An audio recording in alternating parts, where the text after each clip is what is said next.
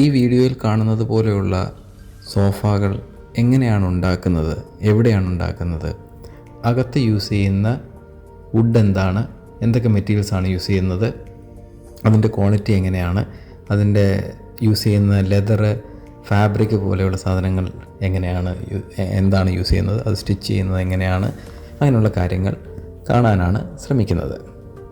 ഈ യാത്രയിൽ പങ്കുചേരാൻ നിങ്ങളെയും ഞങ്ങൾ ക്ഷണിക്കുന്നു. നമ്മൾ ആ ഫാക്ടറിയിലേക്ക് കാറിൽ യാത്ര ചെയ്തുകൊണ്ടിരിക്കുകയാണ്. നമ്മൾ ഈ കാണുന്ന ബിൽഡിങ്ങിൻ്റെ 5ാമത്തെ നിലയിലാണ് ഈ ഫാക്ടറി പ്രവർത്തിക്കുന്നത്.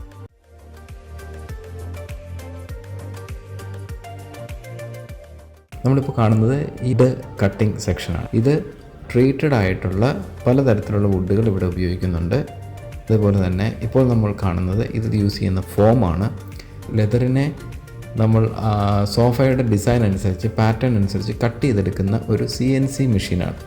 ആക്യുറേറ്റായിട്ട് കട്ട് ചെയ്ത് തരികയും ഹ്യൂമൻ എറേഴ്സും എഫേർട്ടും കുറയ്ക്കുകയും അതിലൂടെ തന്നെ ഏറ്റവും ക്വാളിറ്റിയുള്ള ഒരു സോഫ ഉണ്ടാക്കാൻ സഹായിക്കുകയും ചെയ്യും.